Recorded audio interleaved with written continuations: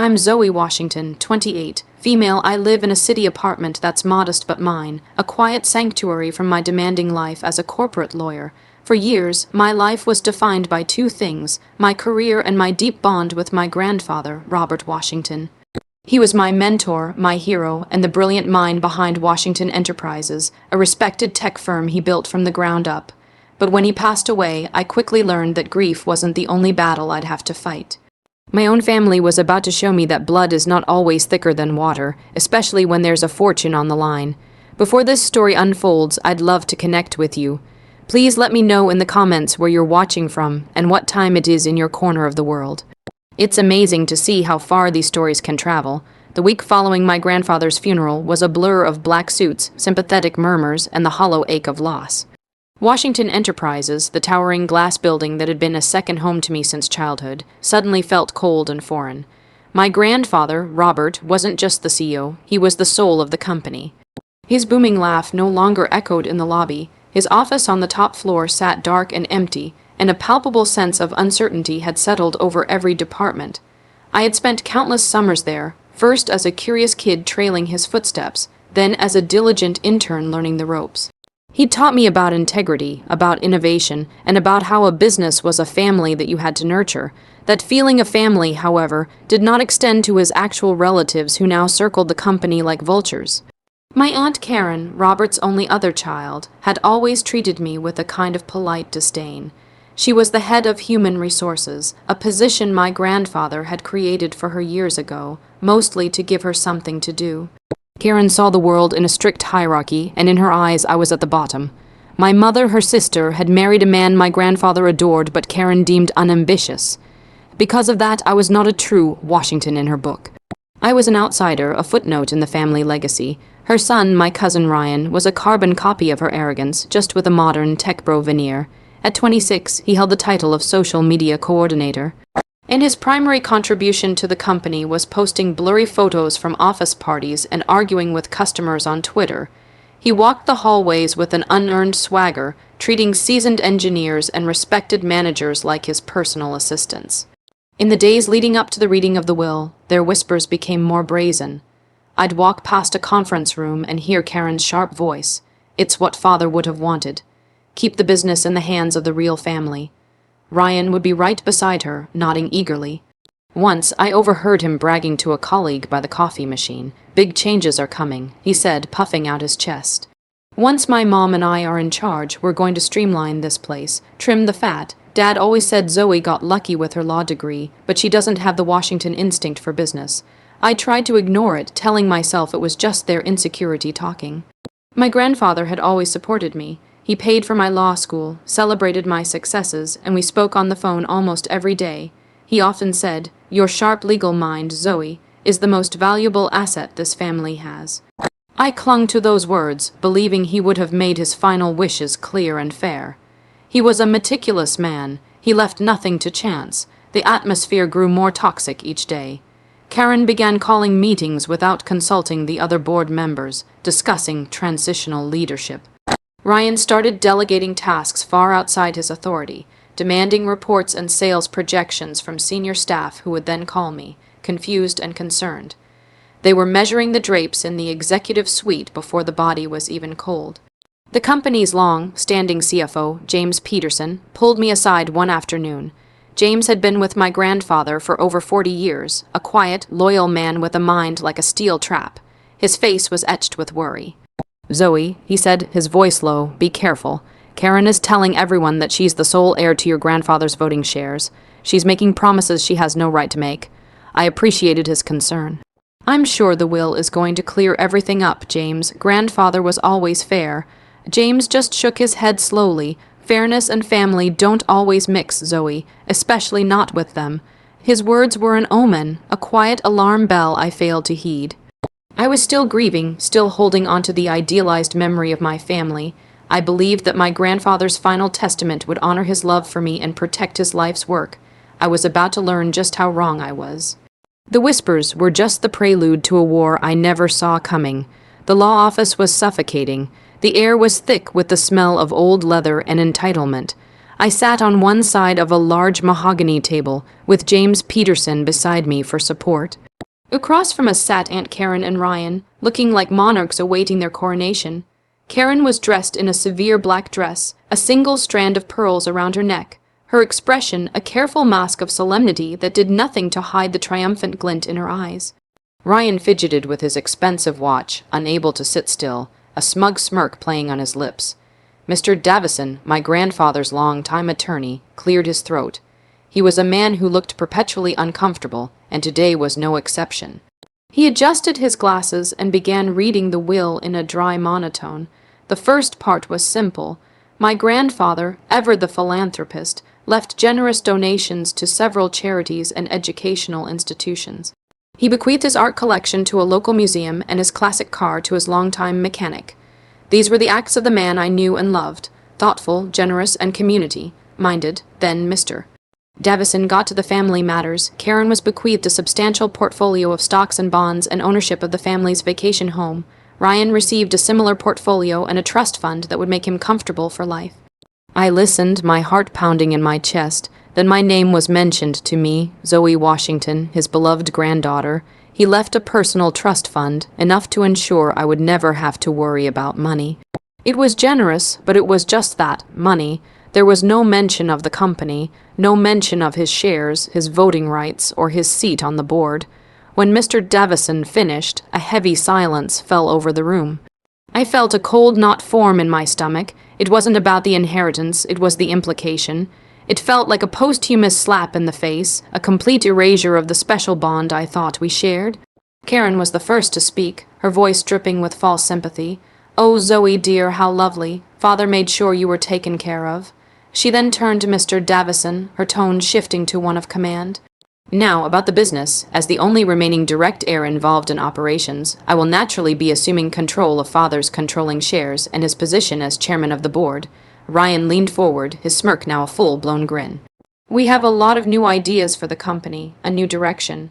Mr. Davison shuffled his papers nervously. "Well, M.S. Miller, about the shares. Robert's will doesn't actually specify their transfer." Karen waved a dismissive hand.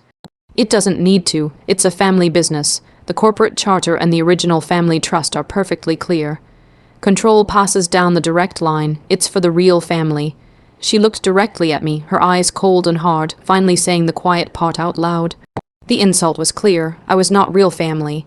My mother had married an outsider, and that in her eyes had diluted my bloodline and my claim. I was too stunned to speak. It felt like the floor had dropped out from under me. My grandfather, the man who had encouraged my career in law, who had praised my intellect, had apparently left me on the sidelines, disinherited from his life's work and legacy. He had left me in the clutches of two people he knew were greedy and incompetent. It didn't make sense. James placed a calming hand on my arm. He looked at Karen with a steely gaze. "That's a very convenient interpretation of the charter, Karen." "It's the only interpretation," Ryan snapped. Granddad knew Zoe wasn't cut out for this. She's a lawyer, not a leader. The arrogance in his voice finally broke through my shock. I found my voice, shaky as it was. My grandfather and I were very close. He would have discussed something like this with me. Karen let out a small, pitying laugh. "Zoe, he was an old man. He probably didn't want to upset you. He did what was best for the business." She stood up, smoothing down her dress. "Mr. Davison will be in touch to handle the formal transfer of the voting rights. James will be holding a board meeting on Monday to announce the new leadership structure." She and Ryan swept out of the room, leaving me sitting in stunned silence.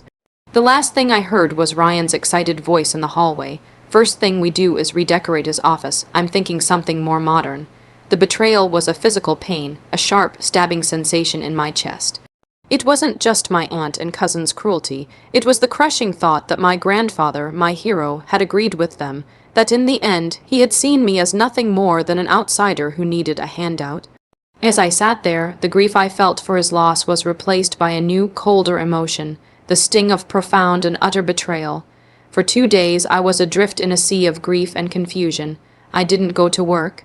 I didn't answer my phone. I replayed my grandfather's last few conversations with me over and over in my head. Had I missed something, a hint, a warning, nothing? All I could remember was his warmth, his pride in my accomplishments, and his excitement about a new project he wanted to discuss with me when the time was right. It was a puzzle that didn't fit together. The man who raised me simply wouldn't do this. On the third day, the lawyer in me finally overpowered the grieving granddaughter. Something was wrong. My grandfather was the most deliberate person I knew. He planned everything, from his vacation itineraries to his company's 5-year strategies. He would not leave the fate of his billion-dollar company to a vague interpretation of a family trust. He just wouldn't. Fueled by a fresh surge of determination, I went to my home office. I had copies of most of Washington Enterprises' foundational documents from my time on the company's legal review team a few years back. I pulled out the thick binders containing the corporate charter, the bylaws, and every amendment ever made. I was going to read every single line until it made sense. I spent hours poring over the dense legal language, my highlighter bleeding through pages of corporate jargon. The charter was standard. The bylaws were clear on board governance. I found the section on the family trust Karen had mentioned. It was old, established when the company was first founded, and it did have language about passing control to direct descendants. But my legal training screamed that this was archaic. Modern estate planning for a corporation of this size would be far more sophisticated. A simple trust was a loophole waiting to happen, and my grandfather hated loopholes. Late into the night, as my eyes burned from staring at the pages, I decided to look beyond the trust. Where were the shares actually held? It was a simple question, but one I realized no one had asked. Large blocks of shares like my grandfather's were often held not by an individual, but by a holding company or a private entity for tax and liability purposes. I referenced the company's SEC filings, looking for the name of the majority shareholder entity. And there it was, a name I'd never seen before, RWZ Holdings, LLC. My heart started to hammer against my ribs. R.W.Z. Robert Washington. Z. Zoe, it couldn't be. My hands trembled as I searched the state's online business registry.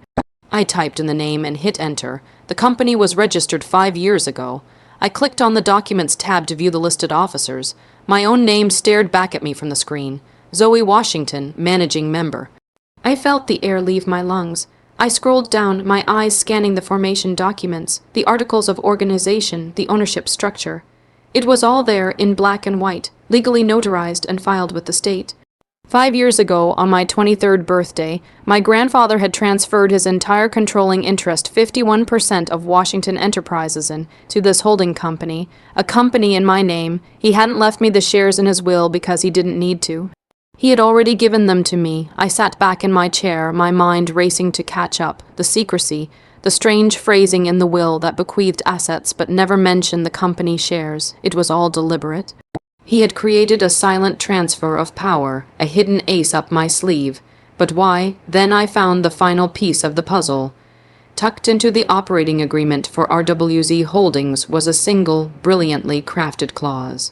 It stated that the transfer of the shares from his personal name to the LLC was to remain a private, internal transaction.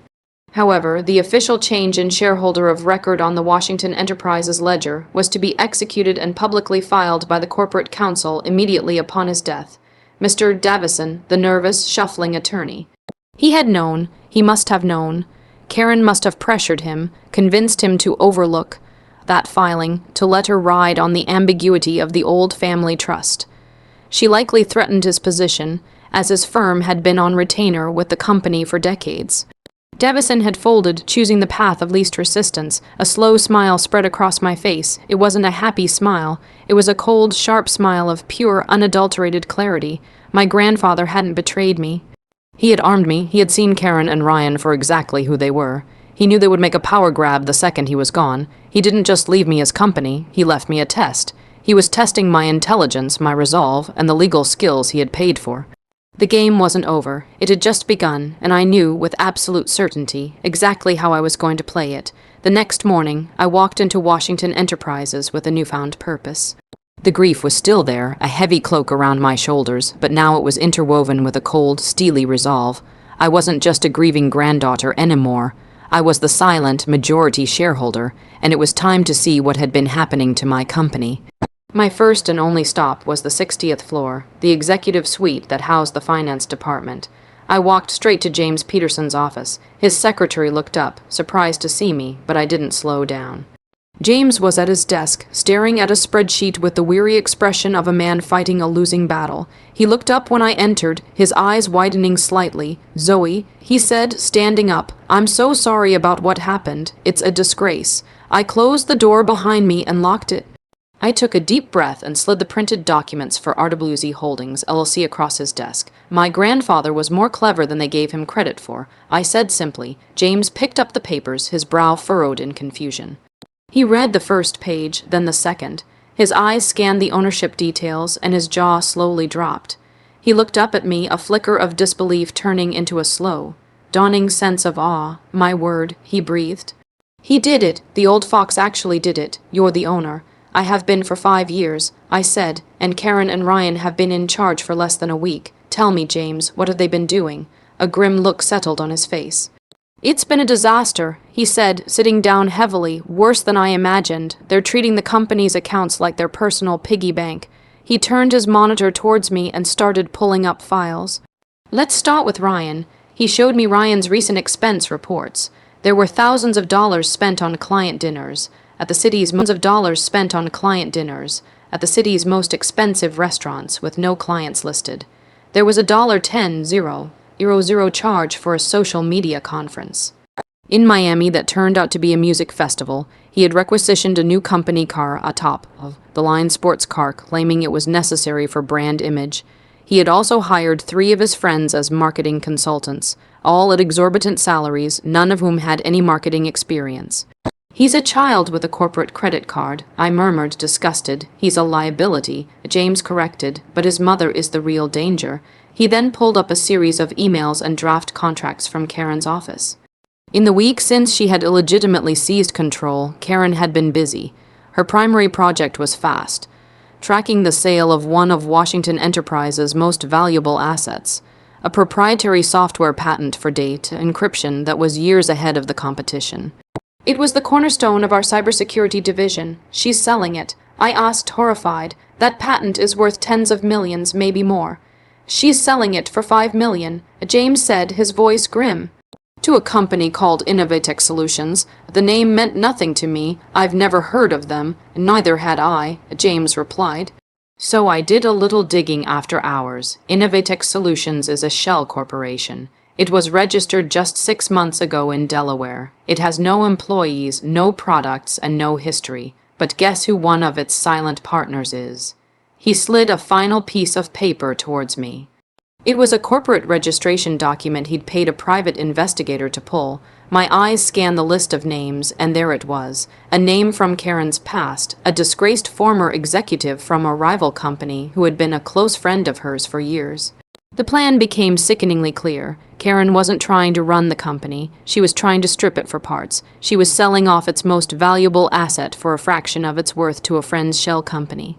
Once the deal was done, they would likely license it back to us at an inflated price, or more likely, sell it to one of our competitors for its true value, splitting the massive profit between them. They were thieves, plain and simple, using their grief as a cover to commit corporate sabotage. They thought they were untouchable. They thought I was a heartbroken girl they could push aside with a small check and a few condescending words. They didn't realize they were no longer robbing my grandfather's company. They were robbing mine. "We have everything we need," I said, my voice dangerously calm. "They've exposed their greed, their incompetence, and their criminality." James looked at me, a spark of the old fire I used to see when he worked with my grandfather returning to his eyes. "What's the plan, Zoe? They want to run the company," I said, gathering the documents. "Fine. We're going to give them just enough rope to hang themselves with, and I'm calling a meeting where I can personally kick the stool out from under them." The next phase required precision, patience, and a bit of theater. My first instinct was to storm into Karen's office, throw the documents on her desk, and have security escort her out of the building. But that wasn't my grandfather's way. He taught me that victory is sweetest when your opponent walks willingly into a trap of their own making. Karen and Ryan weren't just going to be fired. They were going to be publicly and professionally dismantled with the very tools they believed gave them power. My legal authority as the managing member of RWZ Holdings, LLC, gave me the undeniable right to act as the majority shareholder. My first official, albeit secret, act was to draft a formal notice with James. Using an obscure but powerful corporate bylaw that my grandfather had written himself, a bylaw allowing a shareholder with over 50% equity to call an emergency meeting to review matters of urgent fiscal importance, we set the stage. We scheduled the meeting for Friday morning. The official agenda item was a comprehensive review of the pending Innovatech Solutions patent sale and a presentation on recent executive expenditures. It was just corporate enough to sound boring, but specific enough to make Karen and Ryan believe it was a formality they needed to get through to finalize their crooked deal. To ensure they didn't get suspicious, I had James deliver the notice. He played his part perfectly, presenting it to Karen as a procedural headache. The other board members are getting antsy about the patent sale. He explained with a feigned sigh. They're insisting on a full review before it goes through. Just a box, ticking exercise, I'm sure. Karen, arrogant as ever, bought it completely. Fine, she snapped, barely looking up from an interior design catalog for her new office. Let them have their little meeting. It will be the first order of business under my new leadership. Tell them to be prepared to be impressed. Ryan was even more dismissive. When James informed him that his recent expenses would also be on the agenda, he just laughed. It's about time we showed these old fossils how to spend money to make money, he bragged. They've been hoarding cash for decades. I'm just modernizing our corporate outreach. While they were planning their victory lap, I was in a conference room with James and my own small hand-picked legal team preparing for war. We compiled everything. Every one of Ryan's fraudulent expense reports was printed and itemized. Every email from Karen pressuring the research department to justify the low valuation of the patent was flagged. We had a complete dossier on Innovatech Solutions, including its ownership structure and its connection to her crony. We prepared a detailed presentation, the kind my grandfather would have been proud of. It was filled with charts, graphs, and undeniable data. It started with a summary of the company's strong financial health at the time of his passing, and then graphically detailed the fiscal damage inflicted in just 2 short weeks under Karen's unauthorized leadership. The final piece of the plan was the most important. I spent a full day with my legal team drafting the official board resolutions. The first was a resolution to formally recognize RWZ Holdings, LLC, and by extension me, as the majority shareholder and new chairwoman of the board. The second was a resolution to terminate the employment of Karen Miller and Ryan Miller for cause, citing gross financial misconduct and breach of fiduciary duty. The third was a resolution to launch a full-scale internal audit and cooperate with legal authorities to investigate the fraudulent patent sale. By Thursday night, everything was in place. Every document was copied, every statement was prepared, and every resolution was ready to be presented. James and I stood in the empty boardroom, the long table gleaming under the recessed lights. This was the room where my grandfather had built his empire. It was the room where Karen and Ryan planned to celebrate its destruction. "Are you ready for this, Zoe?" James asked quietly. I looked at my reflection in the dark glass of the window, the city lights twinkling behind me. I didn't see a grieving girl anymore. I saw a leader. He prepared me for this my whole life. I said, I'm not just ready, I'm looking forward to it. The gambit was set, the pieces were on the board, and my opponents had no idea they were already in checkmate. Friday morning arrived crisp and clear. I dressed in a dark gray suit, the kind of armor I wore when I was heading into a major court battle. I walked into the Washington Enterprises boardroom at precisely 9 a.m. The other board members, a collection of seasoned executives who had respected my grandfather, were already seated, looking tense and confused. They had all been alarmed by Karen's recent behavior, but felt powerless to stop it. Karen and Ryan entered last, full of bravado. Karen took the seat at the head of the table, my grandfather's seat, and smiled condescendingly at the room. Ryan took the seat next to her, tapping away at his phone, probably live, tweeting his own coronation. I chose a simple seat along the side of the table next to James and remained silent, a picture of quiet observation. Good morning, everyone, Karen began, her voice radiating false authority. Thank you for coming. Let's make this quick. We're here to approve the Innovatech patent deal, a fantastic opportunity that I have personally secured to generate immediate cash flow for the company. She launched into a vague, buzzword-filled speech about synergy and nimble paradigms. It was clear she didn't understand the technology she was selling, only the money she hoped to steal from it. When she finished, she looked around the table, expecting applause. Instead, she was met with an awkward silence. And as for the other item, she continued, waving a dismissive hand, I'm aware some of you have questions about recent expenditures. My son Ryan has been spearheading a new aggressive marketing strategy. It's bold, it's fresh, and it's exactly what this company needs." Ryan looked up from his phone and gave the board a lazy grin. "You gotta spend money to make money," he repeated as if it were a profound piece of business wisdom. The tension in the room was thick enough to cut with a knife.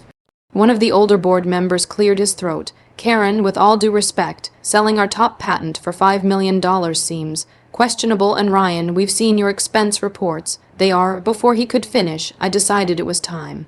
I saw James give me a subtle nod. "Excuse me," I said, my voice calm but carrying across the room. Every head turned towards me. Karen looked at me with pure irritation. "Zoe, this is a board matter. Your presence here is a courtesy, but you are not a voting member. Actually—" James Peterson interjected, his voice firm and clear. "That's the first thing we need to address. Before any votes can be cast, we are required by the corporate bylaws to formally acknowledge the company's current shareholder of record." Karen rolled her eyes. "We all know my father's shares passed to me. It's family. The bylaws aren't interested in family tradition, Karen," I said, standing up. "They are interested in legal documentation." I walked to the head of the table and placed a file in front of her. "This is the certificate of ownership for RWZ Holdings, LLC, which holds 51% of this company's voting stock, and this," I added, placing a second document beside it, "is the LLC operating agreement, which lists me as the sole managing member. I am the majority shareholder, and according to the charter, that makes me the chairwoman of this board, effective immediately." The silence was absolute. Karen stared at the documents, her face draining of all color. Ryan's smug grin vanished, replaced by a look of slack-jawed disbelief. The other board members leaned forward, their eyes wide. Karen sputtered, This is absurd. It's fake. I assure you, it's all been triple-checked by my legal team and is filed with the state," I said coolly. I then turned to the rest of the board. My grandfather was a brilliant man. He knew that upon his death, certain individuals might try to act against the company's best interests. He put this structure in place 5 years ago to protect his legacy. It would seem his concerns were well-founded. I clicked a button, and the large screen behind me came to life. The presentation I had prepared with James began. For the next 20 minutes, I didn't raise my voice. I didn't use insults. I simply presented the cold, hard facts. I showed Ryan's expense reports next to the company's travel and entertainment policy. I showed the true market valuation of the patent estimated at over $80 million, next to Karen's $5 million sale price. I showed the corporate structure of Innovatech Solutions and highlighted the name of her co-conspirator. With every slide, Karen sank lower in her chair, her face a mask of fury and humiliation. Ryan looked like he was going to be sick. When I finished, I turned off the screen. "This is not just mismanagement," I stated, my voice ringing with clarity. "It is a deliberate attempt to defraud this company, to strip its assets and enrich yourselves at the expense of our employees and shareholders." I looked from Karen to Ryan, letting the weight of my words settle. "So, no, Karen, we will not be approving the patent sale. And Ryan, your marketing strategy is officially defunded." I then picked up the final set of papers. "I am now presenting 3 resolutions to the board. First, to formally accept my position as chairwoman. Second, to terminate the employment of Karen Miller and Ryan Miller for cause. And third, to authorize a full investigation into their activities." I looked at the other board members. All in favor. Every single hand went up instantly. The aftermath was swift and decisive. As the board members formally cast their votes, I made a quiet call to security. 2 guards entered the boardroom discreetly and stood by the door. Karen, finally snapping out of her shocked stupor, erupted in a blaze of impotent fury. She stood up so fast her chair screeched against the floor. "You can't do this," she shrieked, her voice cracking.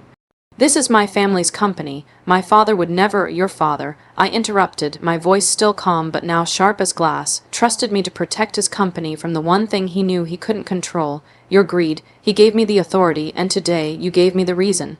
I nodded to the guards. "Please escort MS Miller and Mr. Miller off the premises. Their access has been revoked. They will be contacted by HR to arrange the collection of their personal belongings."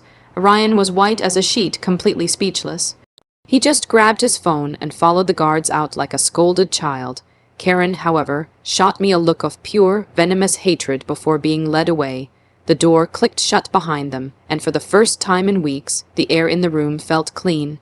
The rest of the day was a whirlwind of action. I immediately put a stop to the patent sale, with our legal team sending a searing letter to Innovatech Solutions that made it clear we were aware of the fraud. The deal vanished overnight.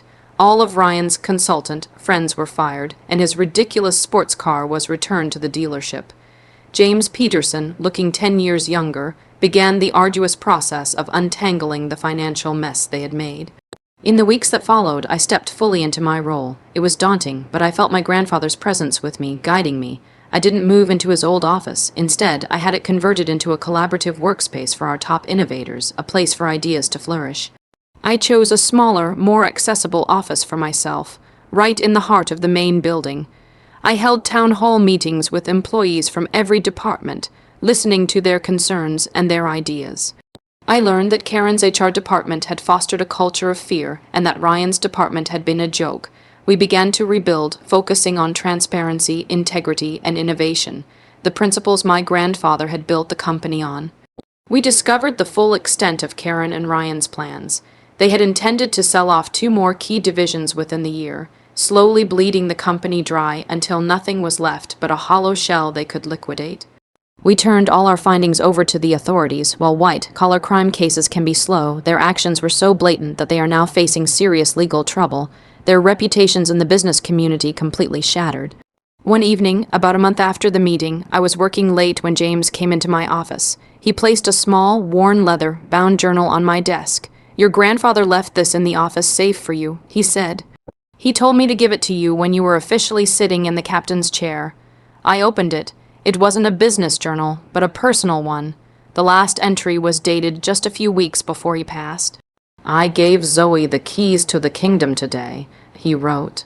Not on paper, but in spirit. Her law degree is more than a piece of paper, it's a shield. I worry about what Karen's jealousy will lead her to do when I'm gone. I cannot leave this company to someone who would tear it down for a quick profit. I must leave it to someone who will build it up. Zoe will have to find her own way to the truth, and it will be a difficult test, but she has my strength and her mother's heart. She will not fail. She will protect our name, and she will build a new legacy. Tears streamed down my face as I read his words. It had never been about disinheritance or betrayal. It had been the ultimate act of faith. He hadn't just handed me an inheritance. He had trusted me to earn it, to prove I was worthy of it. Today, Washington Enterprises is thriving. I lead it not as an heiress, but as a steward of my grandfather's vision. I think about him every day, and I know he would be proud. My aunt and cousin tried to steal a company, but they completely misunderstood what my grandfather had built. It wasn't just a business of assets and patents. It was a legacy of integrity. And that was an inheritance they were never meant to have.